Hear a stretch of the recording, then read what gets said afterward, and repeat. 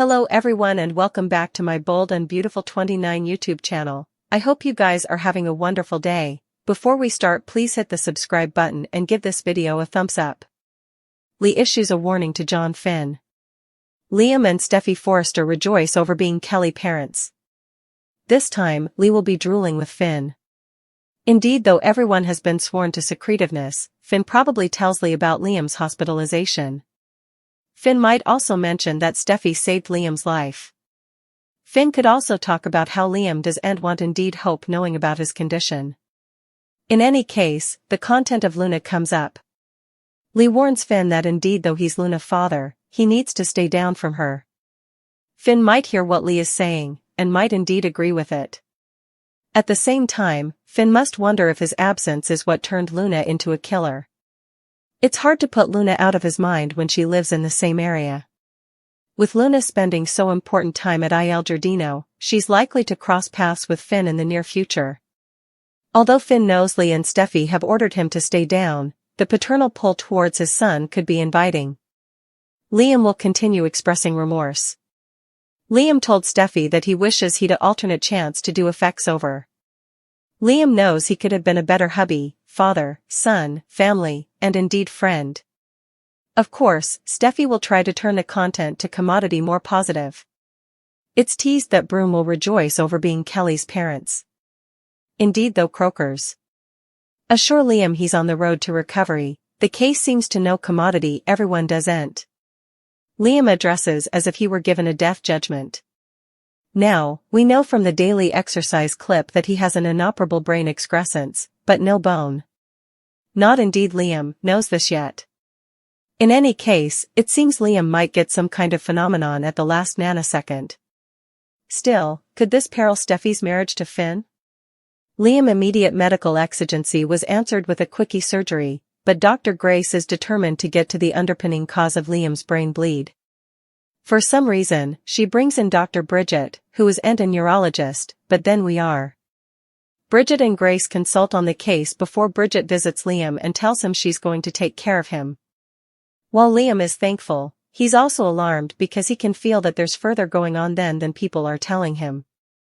Grace and Bridget aren't happy with what they find and bring their prognostic to Finn before they tell Liam. Is Finn about to find a phenomenon cure just as he did for Eric? Cleric and Hope spend further father-son cling time together as Cleric gives Hope further life advice. She's still paining over what happened with Carter and doesn't know what comes next. Cleric advises Hope to look to her history to find out what her future holds. Will that get her thinking about poor Liam, who she doesn't indeed know is in the sanitarium? Cleric's woman spends further time with Luna, as she's Sheila's rearmost preoccupation. Luna tells Sheila that she isn't about to give up on Will. He might have rejected her, but she could tell that he was having a hard time defying her. However, Luna is sure that she can get Will to forget Electra. If she just plays her cards right. Sheila is determined to do anything she can to help Luna, so she's about to come up with another master plan that has to be better than the fake mustache and sunglasses. Will might not indeed know what hit him. Liam is in bad shape, and the women in his life, his baby mommies to be exact, are fighting over him.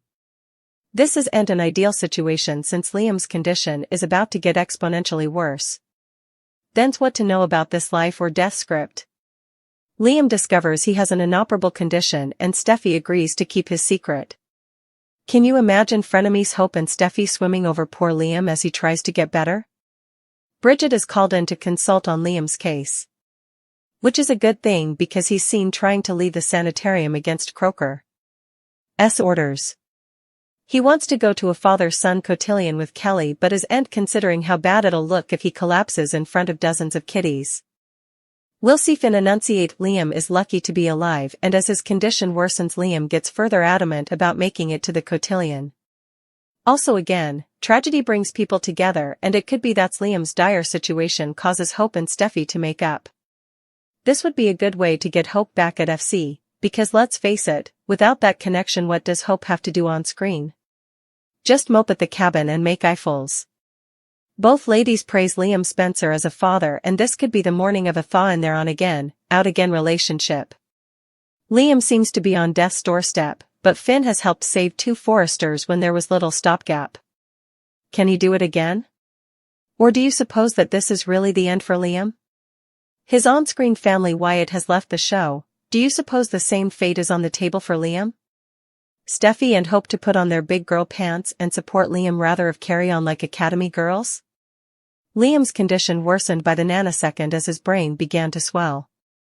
Try as she might, Dr. Buckingham couldn't get his vitals under control. It wasn't long before she whisked him into the operating room to palliate the pressure on his brain. When all was said and done, however, Liam remained slow, and Grace advised Steffi that Liam wasn't out of the forest land. Not yet, at least. He had to open his eyes soon, or there was a threat he'd no way recover.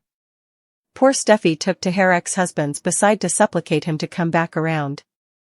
She tried an ocean of gashes, contending with Liam to fight for his life. Thankfully, it wasn't long before she got her phenomenon. Sluggishly purely surely, Liam began to come around. A grunt then, a squeak there, and squeezed Steffi's hand tight and opened his eyes. Steffi was so overjoyed she nearly came unraveled, and it led her to relive all their stylish moments. Meanwhile, Finn was at home with Kelly talking about the daddy-son cotillion and cling over their own special connection. Kelly kept a stalwart face on and tried to keep effects light, but every end nanosecond bothered the little girl. Where, oh where, were her mama and Pater? Finn transferred out textbooks and calls, but the silence was blaring. Over at Forrester Creations, Ridge was treated to an earful by Brooke and latterly also Carter. They were worried Hope was let go, especially after the Forresters promised Carter she'd be defended. Well, sorry all, Hope isn't welcome at the office. Not on Ridge's watch. They were generous in keeping Carter and Brooke, but they only did so because they understood the achievement was wrong. Hope, on the other hand, she still thinks she was right. Thus she'd no way be allowed back in the structure again. As for Hope, she was at Il Giardino griping to her father. Deacon offered all his love and support as he heard her out. When talk turned to Carter, Hope admitted she still loves him. A lot. Still, watching him kiss Daphne Rose and also throwing her under the machine with the Forresters devastated her.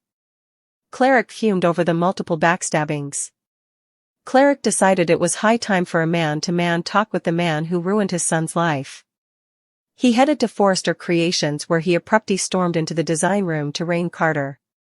As this was passing, Wagon and Hope were both ignoring about how effects between them went from love to hate. Brooke is in her chars. In the Forrester main office and awaiting Ridge when she's surprised by Taylor. She tells her rival she's busy and has no time to do battle. Taylor says she's not too busy to throw herself at Ridge. Brooke prodigies if Taylor is feeling insecure. Taylor thinks there's nothing to be insecure about as Ridge doesn't indeed suppose of Brooke. She doesn't need to throw herself at Ridge as what they've is important deeper than anything he ever had with Brooke. She suggests Brooke move on and find another man or indeed be alone for many seconds. Whatever she decides, Ridge is no longer an option. With that, Taylor exits.